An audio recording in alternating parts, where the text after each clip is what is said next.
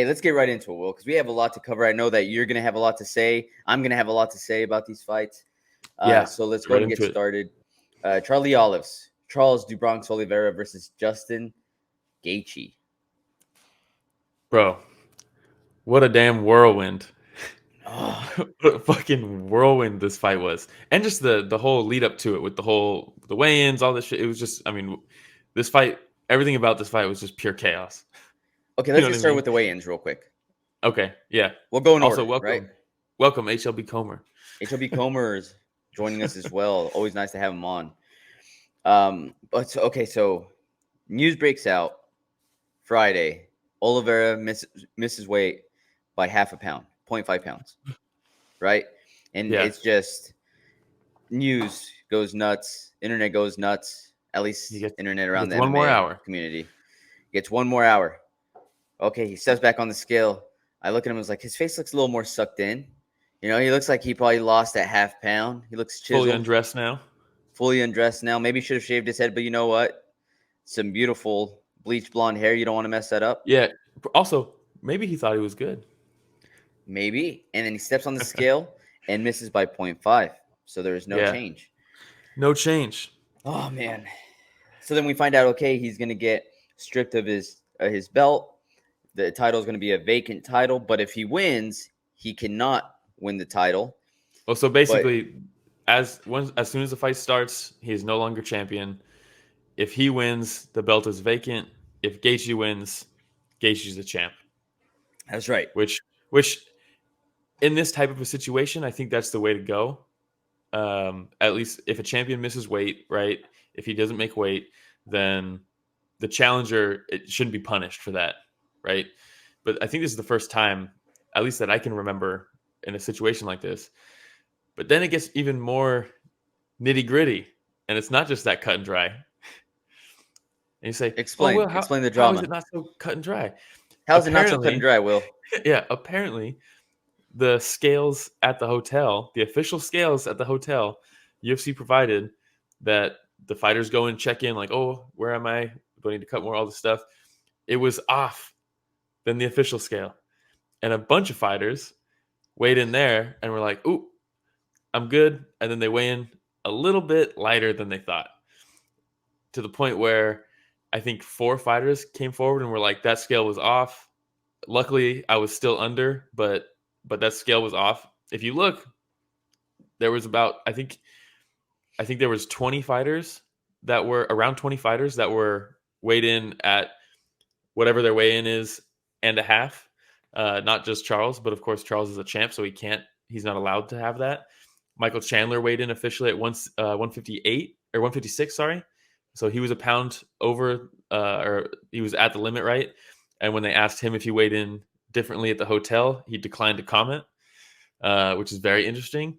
Chandler might have been Ooh. walking up to the weigh-in thinking, I might be missing weight right here, and then made it and was like, cool. Not going to say anything We'll else. leave it there. Yeah, we'll We'll leave it leave it there. there. But regardless of the drama, also, in the first place, the whole championship weight thing, how do you feel about that? Does that matter? I mean, for me, it's like if we're gonna allow a pound over, For right? other fights? Yeah, Yeah. just have that be the rule. Just have that Yeah. be the rule. Because, Or Chandler waited. just do it across the board where it's Yeah. okay. If the weight class is 155, then everybody has to weigh in at 155. Yeah. It's One or just the kind of other. weird that on the same card, Chandler weighed in at 156, not a problem. And his win counts in lightweight. But this win doesn't really count for Oliveira because he was half a pound. And it's a little weird after an hour of cutting more Well, it weight. counts, doesn't it? It's a win, right? Yeah, But not a title defense, it's not a but title it's a defense. win. And he loses his belt. And now his next fight is going to be for the belt, and he won't be getting pay-per-view points because he's not the champion. Yeah, Ah, that sucks. over That's half a less money for pound. the favelas, dude. Yeah, and exactly. And it's half a pound, and it's not like he was 156 and a half, right? Because then you miss weight. And everyone's like, yeah, well, he didn't make weight, didn't make weight. The dude made lightweight. The semantics aside, like, I get it, it's the rules. Maybe it's just my bias because I like Oliveira, right? If this was a guy I didn't like, I'd be like, fucking strip him. But I don't know. It is what it is. The See, reality is, though, all said and done, Go I ahead. was a little frustrated when I was reading all this, right? Not with Oliveira, but I was frustrated about the Yeah. entire situation. I was having the same thoughts. And then the more I think about it, and how many fighters fought last night? Was it Uh, 28? yeah, 28. 28 fighters. And how many of them missed weight? Did anybody else miss weight? Dumont, maybe? I'm not sure, to be honest. So, like, I want to say one other fighter missed weight. So the entire, like, the more I think about it, the more I'm like, man, like, I know, like you were saying, hey, everybody else got an extra pound, but Sanson still, says like, sabotage. I the more I think about it, it's like, dude, if you're one of two fighters that missed weight out of 28 fighters, even with that off, like, hey, you had most of the fighters making it. True, true. But they all made it within the pound allowance. Mhm. Around 20 of them got their half a pound over the actual weight class. So, I mean, it's just kind Yeah, of I weird. just think it'd be different if we had, 16, 12 fighters that all came in overweight and, True. there's Yeah. this Then it's drama like, about the oh, it's a big scales deal. and it's like, okay, this is a really huge Yeah. situation with the scale. But a majority of fighters made it. True. And But also Oliveira's coach said on Thursday he had already made 155. yeah, well, Oliveira's coach is not going to come out and be like, dude, we were struggling for the last 2 weeks trying to get this guy to True. drop the extra 5 pounds or the That's true. extra pound. Because just as much as you're biased for Oliveira, you know who else is biased? His Yeah. fucking coach. That's true.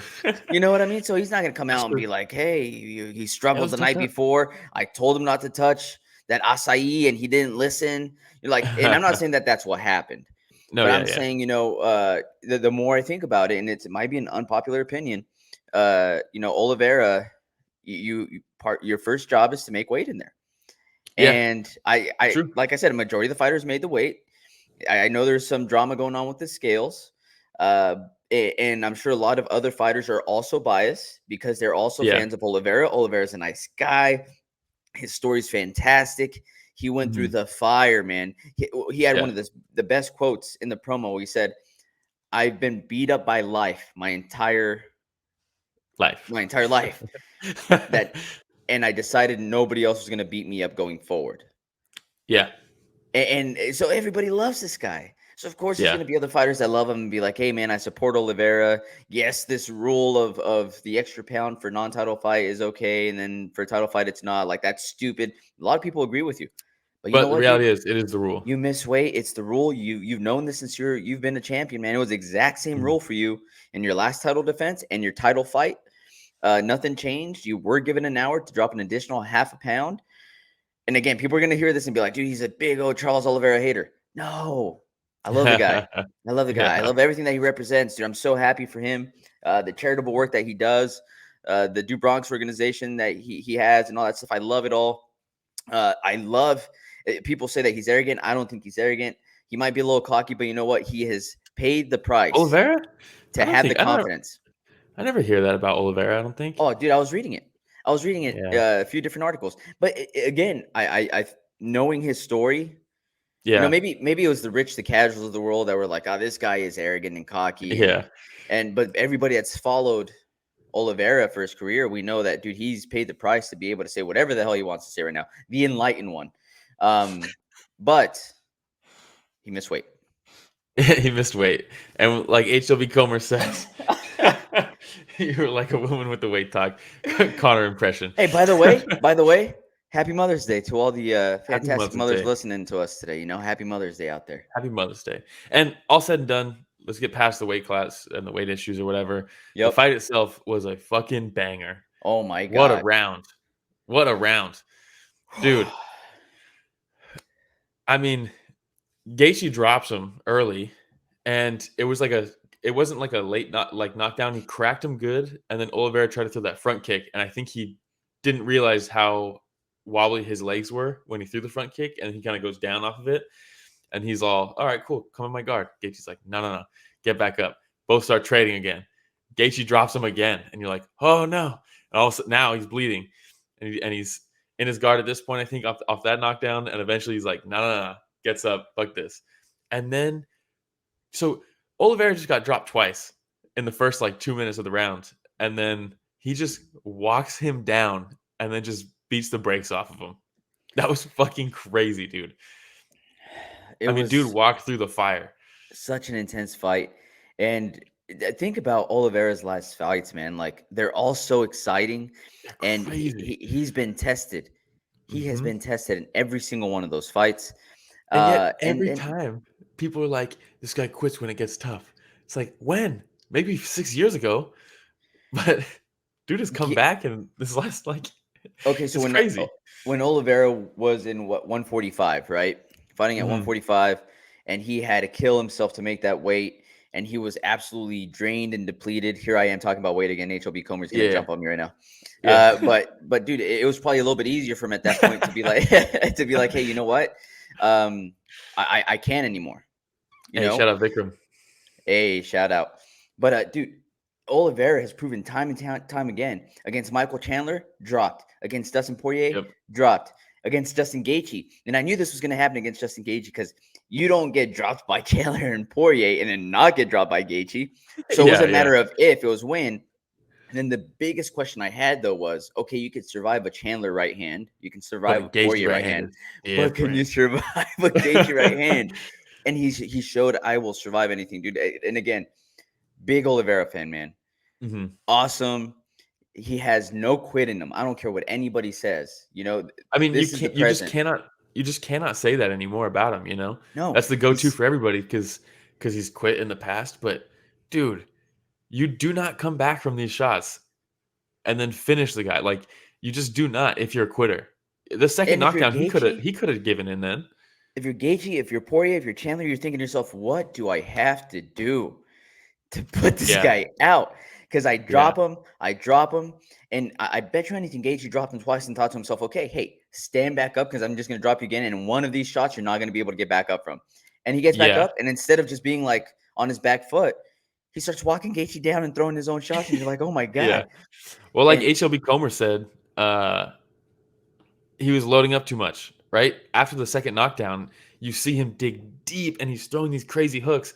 And that's what yep, was allowing Oliveira to clinch and land those crazy knees because he was just hooking like crazy.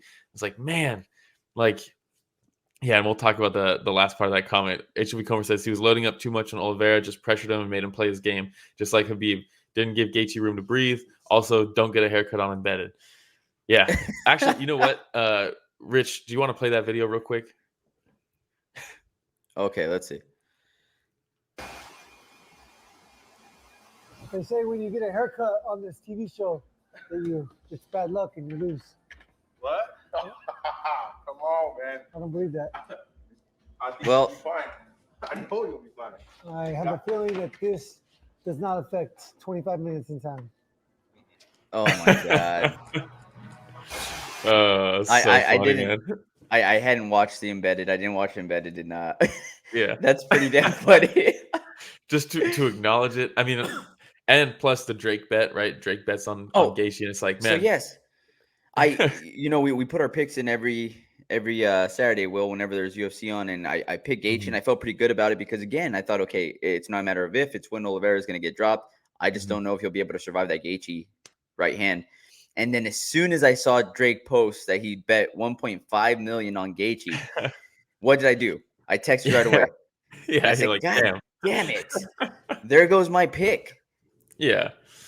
Yeah, I mean, it's funny. It's like what is it? It's haircut on the embedded, Drake pick, walking out to Eminem. There's got to be more, but just bad omens. You know, you just don't do it. And but I mean, Oliveira, I hate that he's considered not the champ right now. Like, how can you I look at him mean, and be like, I mean, he's the champ. He's the he's the fucking champ. champ. At the end of the day, after he retires, me personally, I'm counting this as a title defense. And I think a lot of people are There's a too. champion, and his name is Yeah. Charles DuBronx Oliveira, dude. He The said it champion has a himself. name. The champion has a name. So then this again, Dana White says he'll be the number one contender if he wins. He told him again after the fight, hey, you're the Yeah. number one contender. You're fighting for the title. Can you imagine like if Connor comes back, is like, I want to fight for the belt, and That's they what put he's him up trying to against do. a Makhachev or something, and then they just push Charlie Olives to the side. Can you imagine the No, there's outrage no way. from the MMA community? I know. I just like thinking of the drama that would bring. But I honestly think and dude, crazier things have happened. Like this, dude. They're trying to do Islam Makhachev versus Benil Dariush. They're still Yeah. trying to make that happen. Dariush is saying that he's not ready until October. Here we are in May. We cannot have Oliveira too sit long. out until not just October, but You then can't have Islam whoever. sit out. Well, I'm okay with that, but if Oliveira is waiting till October for them to fight, and then the winner of that then has to recover and then fight Oliveira, we're like, that's crazy. We can't do that. But the UFC is adamant that Makhachev is fighting Dariush, and Connor's on his way back. And I would not be surprised if Dana was like, "Fuck it, let's just do Connor for the vacant belt. Who else is there?" You know what I mean? Yeah. It's horseshit. Don't get me wrong, it's horseshit. But I would not even be surprised in the slightest. I mean, Dustin Poirier went through and tweeted as well that Oliveira wants it. versus Poirier is the fight to make. We already saw how that fight went, though, and honestly, I don't know if it would end up differently if they fought again. And what has Dustin done to earn it? And that's a huge Dustin fan. Huge Dustin fan. Yep. But I mean, he hasn't earned it. You know, it's just you can't do that. I don't want to see the Chandler Some would rematch. say you're the biggest Dustin Poirier fan, riding those Louisiana nuts. No. The biggest Dustin Poirier fan is that guy that when we went to that was it UFC 211. Oh, yeah, I think it was 211 when Eddie Alvarez fought Dustin Poirier, and we were sitting there in the nosebleeds. Some dude comes over, sits down next to us. He's like, "Yeah, I just drove here from Louisiana all the way to Texas to watch Dustin." We're like, "Oh, sick, dude, that's what's up." Dustin fights over. He's all pissed about the illegal knee, and he just leaves. Gets up and walks out. We're like, "Dude, there's He's like, two "Hey, title man." fights left." That's the biggest Dustin fan. True. That's the Oh, biggest man. Dustin fan. But yeah, I mean, we just got to get Charlie Olives back in there soon, man, because I want to see that belt wrapped around his waist again. Yeah, me too. And I just don't know. It sucks because I like Dariush, but you gotta skip him. You just get if he's not ready till October. If he's not ready till October, you have to do Makhachev versus Oliveira. Let's do it. Oh, what about because Poirier is calling for the fight. Dariush is not ready till October. Islam's probably ready. Poirier's probably ready. Winner of that fights Oliveira. Yeah, maybe. Because you're saying he hasn't earned it. Dude, if he takes out Makhachev right now, who everybody sees as an uncrowned champ, which is kind of hard to say now after you see Charlie Oliveira just with these fantastic fights, man. That's the champ. But if he beats an Islam, I could see Poirier getting another title shot. Anybody who beats Islam gets a title shot. Right? Or how about this? They're like, we can't skip over Dariush. Dariush versus Islam is happening in October. Habib is coming back. Oliveira proved himself to Habib now. Habib's like 200 pounds right now. HLB Comer says Charlie Olives has to be in GOAT discussion now. He's getting there. I mean, okay, so is it most submission wins in UFC history? Yep. Most bonuses in UFC history, most finishes in UFC history. Yep. He's up there. He's a Hall of Famer for sure. Oh, he's a Hall of Famer for sure. For me right now, personally, it's hard to put him in the GOAT discussion above BJ Penn. Well, you take a look at BJ Penn, right? For me, lightweight at least. Nurmagomedov. Yeah. But I mean, we don't know how long this guy's reign is going to be. Well, dude, here's the most impressive part. And his fights are so exciting. Every one. Yeah, he loses to Paul Felder, right? Mm-hmm. And since then, he has finished Clay Guida, finished Giagos, finished Jim Miller, finished David Tamer, finished Nick Lentz, finished Jared Gordon, finished Kevin Lee. He beat Tony by decision, but it was like an onslaught. That's when he his finished arm was Michael all Chandler. funky too, right? Yeah. In that armbar. finished Michael Chandler, finished Dustin Poirier, finished Justin Gaethje. What a killer, man. The only guy he hasn't finished on this run is Tony, and because Tony didn't tap to the armbar, which he should have because it was fucked up. Hey, shout out Wide Body Media coming through. Says, do you see Oliveira staying at 155 if he loses his next fight? I do. I see him staying at 155 for quite some time. I think that this is the perfect weight division for him. Because let's be real, he's missed. This was his 5th time missing weight in his career, but First time at 155. First time at 155, and he made 155.5. If this weren't a title bout, he would have made weight. I don't think the weight is going to be an issue moving forward at 155. I do think he stays at 155, even when this he does fool lose. will start weighing in at 154.5 going forward. Yeah, you know what I yeah. mean? Like, but I really don't think that making weight is going to be a problem for him going forward either. I think this was a one-off. Again, a lot of weird situations going on with the scale. Again, thanks for the comment though, White Body Media. Yeah, for sure. He missed weight. Period. He missed weight.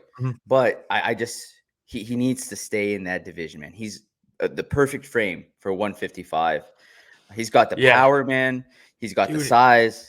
There's something about his striking that is so goddamn crisp.